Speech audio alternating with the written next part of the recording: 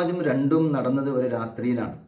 രാത്രിയിലാകുമ്പോൾ ചില ആളുകൾക്ക് സംശയം ഉണ്ടാകും, അത് ഉറക്കത്തിലായിരിക്കും, രാത്രി ഉറങ്ങുന്ന സമയമല്ലേ, ഉറക്കത്തിൽ സ്വപ്നത്തിൽ പോയതായിരിക്കും. അല്ല, ഫിൽ യഖളത്തി, ഉണർവിലാണ് പോയത്. ബിജസദിൻ നബി സല്ലല്ലാഹു അലൈഹി വസല്ലമ റൂഹി, റസൂലുള്ളാഹി തങ്ങളുടെ പരിശുദ്ധമായ ശരീരവും റൂഹും ഒത്തുടങ്ങിയ റസൂലുള്ളാഹി തങ്ങളുടെ ശരീരം ഹയാത്തോടു കൂടെ ഇറങ്ങി യാത്ര പോയതാണ്. അങ്ങനെയാണ് പണ്ഡിതന്മാരെല്ലാം വ്യക്തമാക്കിയത്. ഫീ തഖദീമിൽ ഇസ്രായേൽ മിഅ്റാജി ഹിക്മത്തു.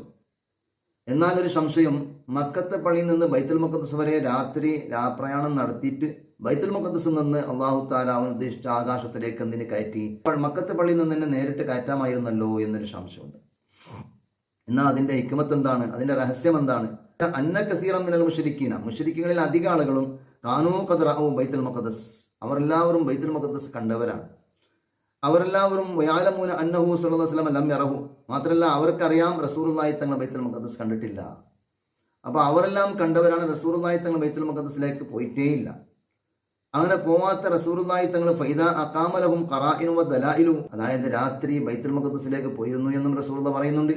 എന്നാൽ ബൈത്തുൽ മുഖദ്ദസിലേക്ക് പോയിട്ടുണ്ടോ എന്ന് അറിയാൻ വേണ്ടി അവർക്ക് ചില തെളിവുകൾ ആവശ്യമായിരുന്നു. ആ തെളിവുകൾ നിരത്തി കാണിക്കാൻ വേണ്ടിയാണ് റസൂലുള്ളാഹി തങ്ങളെ യാത്രയാക്കിയത്. അതും റസൂലുള്ളാഹി സ്വല്ലല്ലാഹു അലൈഹി വസല്ലം ബൈത്തുൽ മുഖദ്ദസിലേക്ക് ഒരു രാത്രിയിൽ പോയതാണ്. അതിന്റെ ദൂരത്തിന് വഹിയ ബി മസാഫത്തി ഷഹരി മിൻ മക്കത്ത, മക്കയിൽ നിന്ന് ഒരു മാസം നടന്നു പോകുന്ന അത്ര ദൂരമുണ്ട്.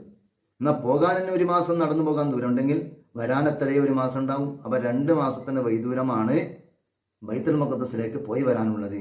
അങ്ങനെയുള്ള 2 മാസത്തിന്റെ വൈദൂരം പോയി വന്നത് ഒറ്റ രാത്രിയിലാണ്. അതല്ലേ അത്ഭുതം. വസഫലഹുൽ മസ്ജിദ് അൽ അഖ്സ, മാത്രമല്ല വന്ന് റസൂലുള്ളാഹി തങ്ങൾ മസ്ജിദ് അൽ അഖ്സയുടെ യഥാർത്ഥമായ രൂപങ്ങളെല്ലാം ഇവർക്ക് പറഞ്ഞു കൊടുത്തു. വസ്ഫൻ ദഖീഖൻ, വളരെ സൂക്ഷ്മമായ എല്ലാം കൃത്യമായി പറഞ്ഞു കൊടുത്തു.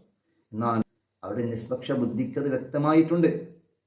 മുഹമ്മദ് പോയിട്ടുണ്ട്, ശരിയാണ്. കാരണം എന്തേ, നമ്മൾ പോയി കണ്ടതെല്ലാം മുഹമ്മദ് ഇവിടെ ഇരുന്ന് പറയുന്നുണ്ട്, അപ്പോൾ പോയിട്ടുണ്ട് എന്ന് വ്യക്തമാണെന്ന് അവനിക്ക് മനസ്സിലായി. പിന്നെ അതിലൊരു ചെറിയ ഉള്ളുകളി ഇവർ നടത്തി. എന്താണ്? ബൈത്തുൽ മുഖദ്ദസിന്റെ പള്ളിക്ക് എത്ര വാതിലാണ്?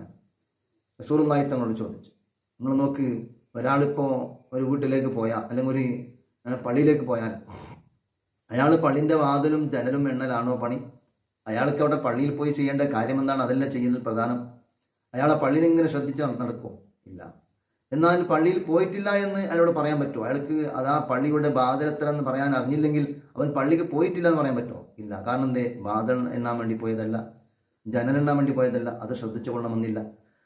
എന്നാലും ഇവർ ചോദിക്കുന്നത് എന്തറിയോ? നബി സല്ലല്ലാഹു അലൈഹി വസല്ലം തങ്ങളോട് ചോദിക്കുന്നത്, മുഹമ്മദേ നീ ബൈത്തുൽ മുഖദ്ദസിലേക്ക് പോയിട്ടുണ്ടെങ്കിൽ ആ ബൈത്തുൽ മുഖദ്ദസിന്റെ പള്ളിക്ക് വാതിൽ എത്രയാണ്, ജനലെത്രയാണെന്ന് ചോദിക്കും. ആ സമയത്ത് ജിബ്രീൽ അലൈഹിസ്സലാം ആ ബൈത്തുൽ മുഖദ്ദസ് എന്ന പള്ളിയെ തന്നെ ഉയർത്തി കാണിക്കുന്ന റസൂലുള്ളാഹി തങ്ങൾക്ക്. തങ്ങൾ ആ പള്ളി ഇങ്ങനെ നോക്കി ശരിക്കും കണ്ണുകൊണ്ട് എണ്ണി അവർക്ക് പറഞ്ഞു കൊടുക്കുന്നു. അതിലും അവർ പരാജയപ്പെട്ടു. റസൂലുള്ളാഹി തങ്ങൾ പോയി വന്ന ആ സംഭവം പറഞ്ഞപ്പോൾ മുഅ്മിനീങ്ങളുടെ ഈമാൻ വർദ്ധിച്ചു. അതേ സമയത്ത് ശത്രുക്കളായ എതിരാളികളായ ആളുകളുടെ എതിർപ്പ് കൂടുകയും ചെയ്തു.